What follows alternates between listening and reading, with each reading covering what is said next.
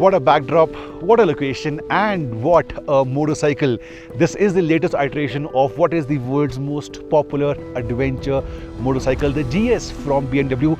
The GS is something I have dreamt of as have grown up dreaming about owning this bike someday. The latest one is the 1300GS, the R1300GS, and a lot has changed. It's basically an all-new motorcycle. You're watching 91 Wheels. My name is Punia and we are in Ladakh to ride the motorcycle for an entire day to give you our experience and verdict of the bike and a few things. 5 things you should know about the motorcycle which are USPs. They are new for the bike. By the way, I'll be panting in the video because we are at 14,000 feet between Leh and Barela.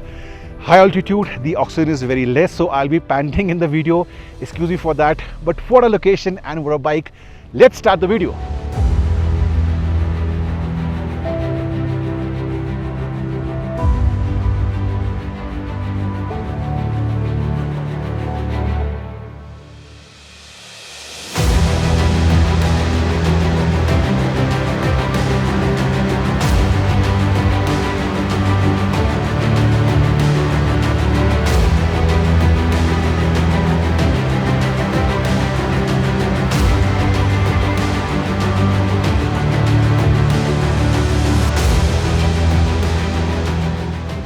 Now there's going to be a long video about the GS and you can jump to a particular section from the time when you see on the screen. But if you want to know more about the bike, you want a proper lowdown, I urge you to be with me for the entire video.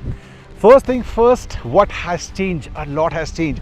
I want to talk about the power to weight ratio. Now over the years, the GS was becoming very heavy and that was a concern with owners and prospective owners.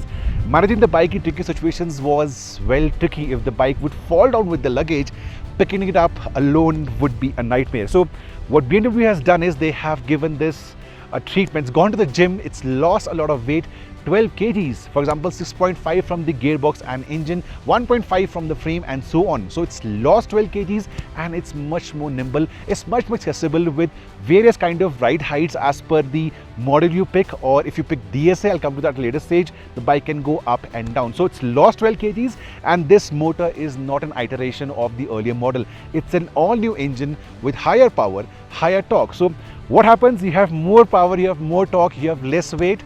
The power to weight ratio has definitely gone up.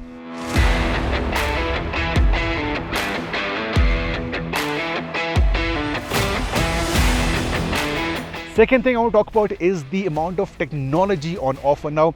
BMW understands that this is the modern era with motorcycles and scooters and cars coming with a lot of tech from radar-based assistance to powered electronic things. This one has it as well. You see this part, this is where the radars are based and it's something at the back as well. So it's kind of a ADAS for motorcycles, and this one, if you opt for the package, will give you ACC, adaptive cruise control. So basically you set your cruise, you can take your hands off from the handlebars, and as per the traffic in front of you, the bike will slow down or go back to the desired speed. Then you have the lane change assist. If you're changing your lanes with the indicators on and there's a blind spot happening, the motorcycle will let you know. And then there is the front collision assistant as well. If you're not paying attention, motorcycle or cars are slowing down in front of you, the BMW 1300GS will let you know. Likewise, you have powered windshield coming in over here. It can be accessed very easy from the left, stop from the left buttons, go up and down for the rider. You have a new navigation from BMW which supports Android. It will come in over here with free maps forever. A new screen with lot of information, a button called the sandwich button. You use that to access so much information on the screen, and that's visible under the harsh sun as well. Crazy weather, we had snowfall a while back, then drizzle, sleet, and now you have the sun coming in over here. So tech, more tech, DSA, that is dynamic suspension adjustment. What happens is the suspension at both the ends can be adjusted.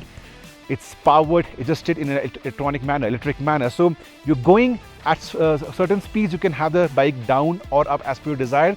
And while parking the motorcycle, if you're a short rider, the moment you press the main stand, the motorcycle would take itself slightly up, making it more accessible to put the bike on the main stand. And if you're a short rider, the moment you come to a standstill, the bike will lower itself. So that is all a package of the DSA coming into the picture.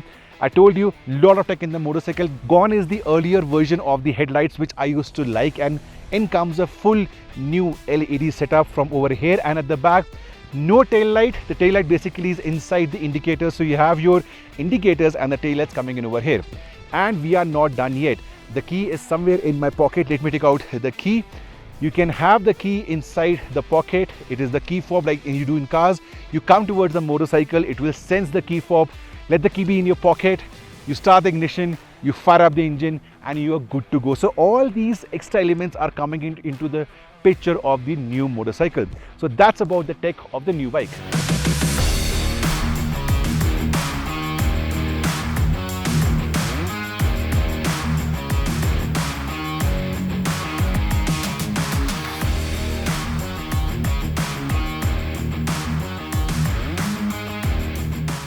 This is about the heart of the bike over here, the all-new engine. Let me fire up the motor and let you know how it sounds like. The mic currently is near my neck, so from a rider's perspective, you're sitting in over here.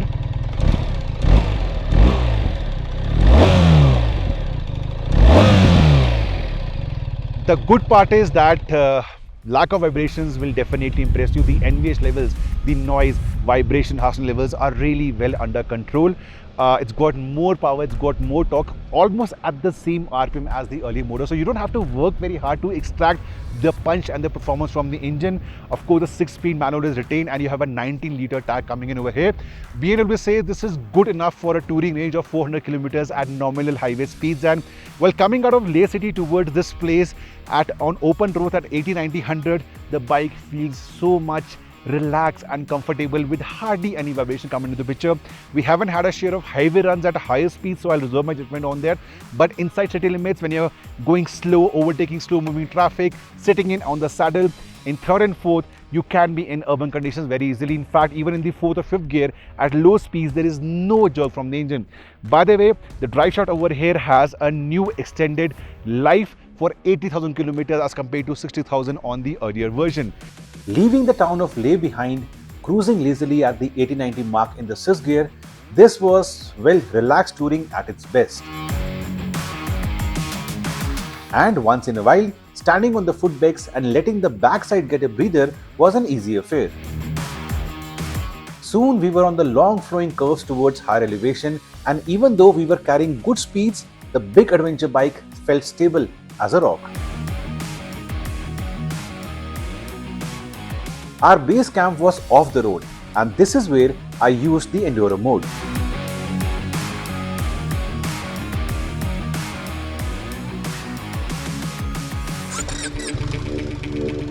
After a small break, I headed out towards Varela.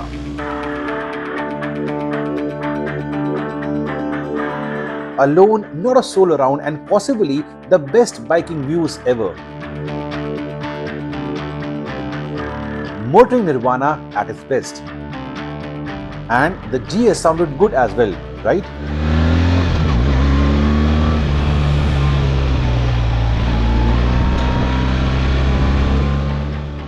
On our way back to Leh, we took a different route, and this involved long sections with no tarmac but rocks.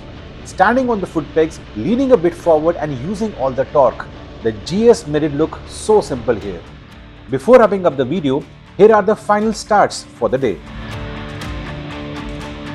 So these two elements, you can raise a windscreen and the side glass over here, they play a very vital role in ensuring the buffeting is at its lowest point.